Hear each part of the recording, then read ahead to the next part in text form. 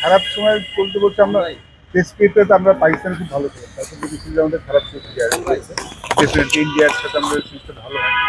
R next strongest opponent, but সেখানে আর better cricket আমরা খেলতে অবশ্যই খেলা উচিত ছিল বলে আমি মনে করি। আর এই সিরিজটা যদি দেখেন, I think we came back বেরিয়েছি, আমরা উই কেম ব্যাক। আমার মনে হয় সিরিজটা আমাদের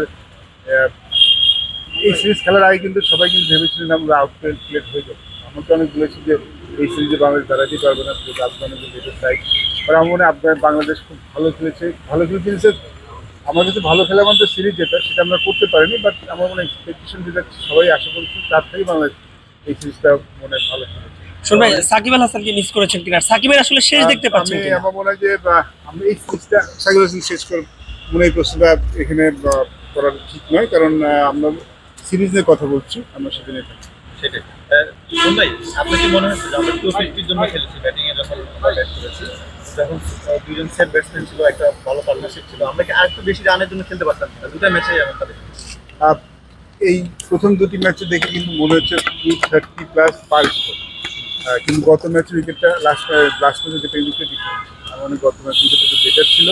আমাদের শুরুতে যদি দুটি ম্যাচ দেখেন তখন কিন্তু আমাদের প্ল্যান যে কারো গেম প্ল্যান কিন্তু হওয়া উচিত, কিন্তু 250 করলে আমরা ম্যাচটা বের করে নিতে পারবো, সেটাই পার স্কোর হওয়ার কথা প্রথম দুটি ম্যাচে দেখে মনে হচ্ছে। বাট এই ম্যাচে উইকেট একটু ভালো ছিল, আমরা আসলে যদি শুরুতে উইকেট না হারাতাম তাহলে তো এখানে আমরা 260-270 করতে পারতাম। 10-20 রানের ডিফারেন্সটা তো বেশি হয়ে গেছে, মাথায় ছিল হয়তো হ্যাঁ আমরা সবাই 250 পার স্কোর, বাট গত ম্যাচের উইকেটটা লাস্ট ম্যাচের উইকেটটা একটু বেটার ছিল প্রথম দুটি ম্যাচে।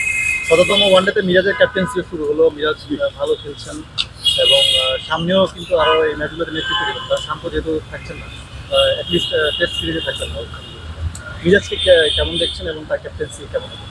মিরাজ তো নতুন ক্যাপ্টেন নয়, মিরাজ তাও ক্যাপ্টেন্সি করেছেন, তো ঘরে থেকে ক্যাপ্টেন্সি করতে হবে। ক্যাপ্টেন্সি আমরা আগে দেখেছি, ডেফিনেটলি খুব ভালো করেছেন গত ম্যাচে। বাট আমার মনে হয় যে শান্ত মিরাজ, আমার মনে হয় যে এই চিন্তা ভাবনা আমাদের যাওয়াটা ঠিক হবে না। যে ক্যাপ্টেন্সিগুলো তার উপরে ভরসা করে, আমার মনে হয় যদি আমরা এই ডিবেটটা শুরু করে দিই তাহলে এটা আমাদের জন্য ভালো নয়। মিরাজ খুব ভালো ক্যাপ্টেন, যদি তাকে দেওয়া তিনি ভালো করবেন, শান্ত খুব ভালো করছে। তো আমার মনে হয় এই আলোচনাটা আমাদের জন্য ভালো কিছু নয়, আমাদের প্লেয়ারের জন্য ভালো কিছু নয় যে কে ক্যাপ্টেন হতে পারে, কে ক্যাপ্টেন হবে। এই আলোচনা থেমে যাওয়া উচিত বলে আমি মনে করি। যেটা বললাম, মিরাজ শুধু নতুন ক্যাপ্টেন নয়, মিরাজ আগে ক্যাপ্টেন করছেন, তার ক্যাপ্টেন্সি করার বেশ ভালো সামর্থ্য আছে। 10 দুদিন দলে আমরা দেখেছি, ঘোড়া ক্রিকেটে দেখেছি, এবং যখন রেসপন্সিবিলিটি দেওয়া হয় তিনি ভালো করে থাকেন। বাট আমার মনে হয় যে বাংলাদেশ ক্রিকেটে এই কে ক্যাপ্টেন হবে না এই আলোচনাটা আসলে না করলে আমাদের আমাদের তো আসলে সামনে সিরিজ নেই, চ্যাম্পিয়ন্স ট্রফি মাত্র একটা সিরিজ আমরা ওয়ানে পাবো। আসলে কেমন দেখছেন আমরা চ্যাম্পিয়ন্স ট্রফিতে কতদিন আগে পাবো টিমটা নিয়ে, বা উইন্ডিজে কেমন পাচ্ছেন?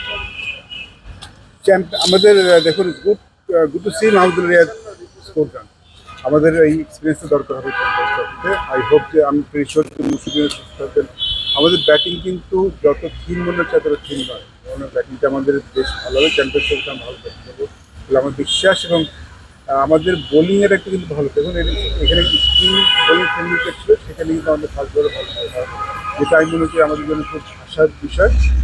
আপনারা ভালো করবেন। আমাদের ব্যাটিংয়ে যে একটু আমরা ইনকনসিস্টেন্ট দেখছি, চ্যাম্পিয়ন্স ট্রফি আস্তে আস্তে ভালো হয়ে যাবে, আমাদের টপ অর্ডার থেকে রান করা শুরু করছে, মিরাজ রান করেছেন, শান্ত রান করেছেন, আমাদের ওপেনিং ব্যাটসম্যান লিটন ফিরে আসবেন। তাও মনে হয় যে আমাদের পুরো ব্যাটিং নিতে যদি আমরা চ্যাম্পিয়ন্স ট্রফি পাই আমরা, তাহলে মনে হয় চ্যাম্পিয়ন্স ট্রফি ভালো হবে।